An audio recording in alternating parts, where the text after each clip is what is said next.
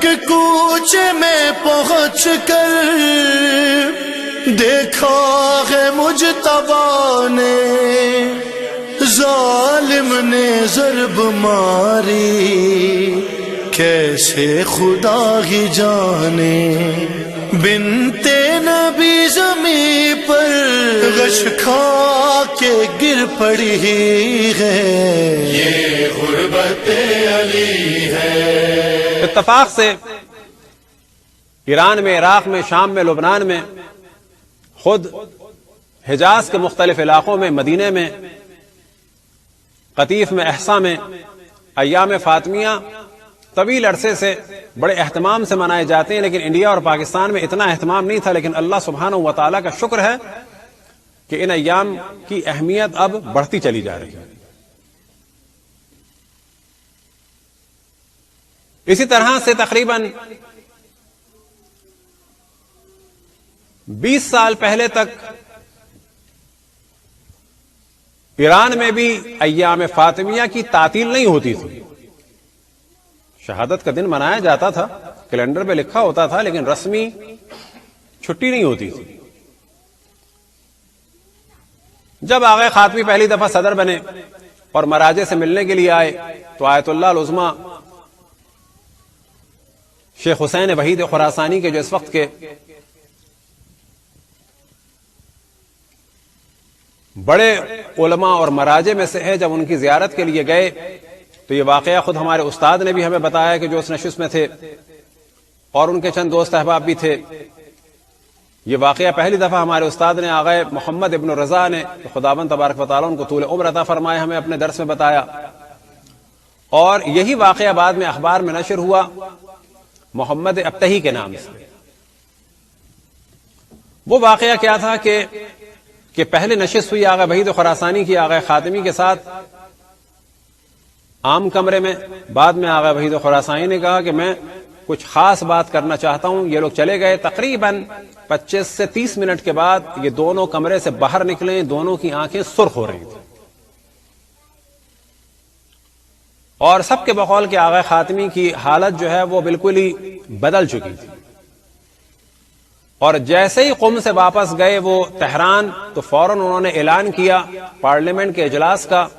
اور اس اجلاس میں جس چیز کو ڈسکس کرنا تھا، جس چیز کے بارے میں رائے لینی تھی، وہ تھی جناب سیدہ سلام اللہ علیہا کی شہادت پر تعطیل۔ وجہ یہ تھی کہ اس زمانے میں دنیا کے مختلف علاقوں میں جناب سیدہ سلام اللہ علیہا کی شہادت کو رد کیا جا رہا تھا، اور اسی زمانے میں کتاب سیستان و بلوچستان میں پاکستان کی مدد سے اور وہاں سے چھپ کر پہنچی تھی فاطمہ زہرا از ولادت تا افسانہ شہادت، کہ فاطمہ زہرا ولادت سے لے کے جو شہادت کی کہانی بنائی ہے اس وقت تک، یعنی جناب سیدہ کی شہادت کی داستان کو اور واقعے کو افسانہ کہا گیا تھا۔ جب یہ سلسلہ شروع ہوا تو ان دو مراجع نے اس جانب توجہ دلائی، آیت اللہ العظمی وحید خراسانی اور آیت اللہ العظمی شیخ جواد تبریزی کے جو دنیا سے گزر گئے، خداوند تبارک و تعالیٰ ان کے درجات کو بلند سے بلند فرمائے، آیت اللہ العظمی وحید خراسانی کو طول عمر عطا فرمائے۔ لہٰذا یہ بل پاس ہوا اکثریت رائے سے، اور 3 جمادی الثانی کو یوم تعطیل کا اعلان ہوا کہ جو اس سے پہلے نہیں ہوتا تھا، اور آیت اللہ العظمی وحید خراسانی اور آیت اللہ العظمی جواد تبریزی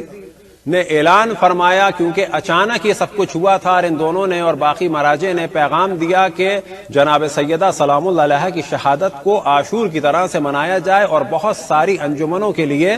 اور امام بارگاہوں کے لیے اس کو ایک دم سے منانا اور اس کی پلاننگ ان کے لیے ممکن نہیں تھی۔ لہٰذا اب دونوں نے اور مختلف مراجع نے اعلان فرمایا کہ جس انجمن کو بھی، جس امام بارگاہ کو بھی، جس ہیئت کو بھی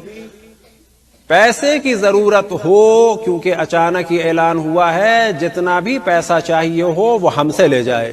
مختلف تاجروں نے، مختلف لوگوں نے کھل کے اعلان کیا جتنے چاول چاہیے ہو، جو چیز چاہیے ہو وہ لی جائے، لیکن جناب سیدہ سلام اللہ علیہا کی شہادت کے ان ایام کو، خصوصاً اس چھٹی کے ایام کو جو پہلی دفعہ ہو رہی ہے، شان و شوکت سے منایا جائے۔ لہٰذا آیت اللہ العظمی وحید خراسانی، آیت اللہ العظمی جواد تبریزی، اسی طرح سے آغا لطف اللہ صافی گل پائگانی اور دیگر مراجع عظام اور خصوصاً یہ دو ہستیاں اپنے گھر سے لے کے حرم حضرت معصومہ سلام اللہ علیہا تک ننگے پیر جانا انہوں نے شروع کیا تاکہ جناب سیدہ سلام اللہ علیہا کی شہادت کو اجاگر کیا جائے۔ بعد میں جناب آغا وحید خراسانی نے فرمایا کہ ہم نے ایران کی حد تک